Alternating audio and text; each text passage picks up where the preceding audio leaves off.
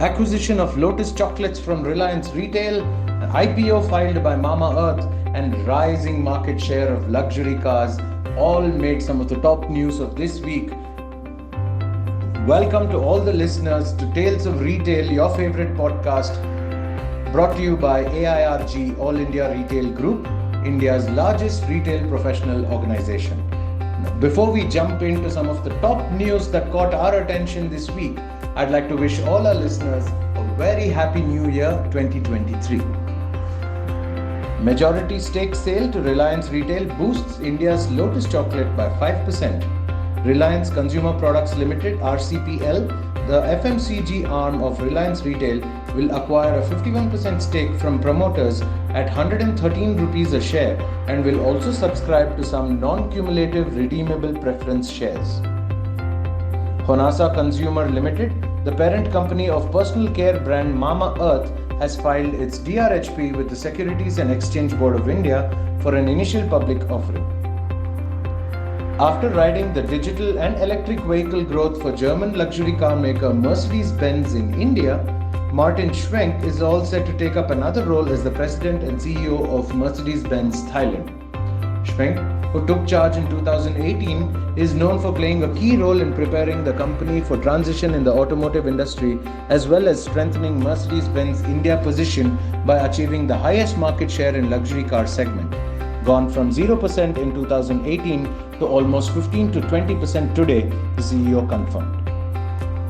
Bolstered by premiumization trends, pent-up demand and policy initiatives, the country's appliances and consumer electronics sector expects to continue on the double-digit growth trajectory in 2023 as companies seek to expand capacity and roll out new-age smart products.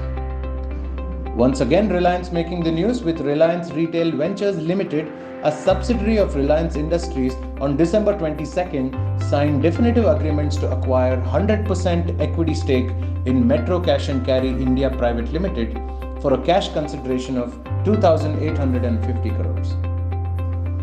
India's retail industry saw a 19% rise in sales over pre-pandemic levels during the April to November 2022 period, riding on the back of strong performance of segments such as QSR, quick service restaurants, footwear, said the Retailers Association of India (RAI) on Friday. In the first half of the year, premium and luxury products in the jewelry, electronics and fashion segments have led to a rebound in footfall in malls. During the April-September period this fiscal, trading values recovered to about 115% pre-pandemic levels, backed by increase in spend per footfall in these sectors. Mall footfall was around 85% of pre-COVID levels. Leading eateries and bars such as Lord of the Drinks, Fuzzy Cafes, Social and Imperfecto want to expand outside of the major metros, so live music, bars and pubs will soon bring the party to cities like Ranchi, Indore, Jabalpur and other such similar smaller cities in 2023.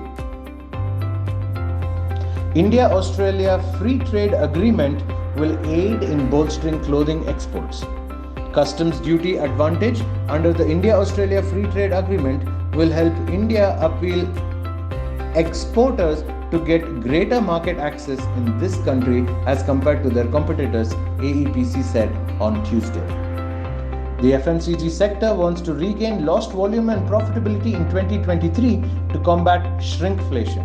Shrinkflation, or reducing the size of the quantity of the product which kept the price unchanged, was a little known term in India, but a surge in raw material costs following the war in Ukraine pushed several FMCG companies to resort to such a practice to ensure that there is no impact on the fragile recovery in demand.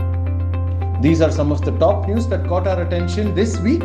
Please follow us on Twitter, LinkedIn, YouTube, Instagram and Facebook, and please log into www.retale.in to get more news, similar such news, read more about such news and comment and share your thoughts on some of the news that you found interesting.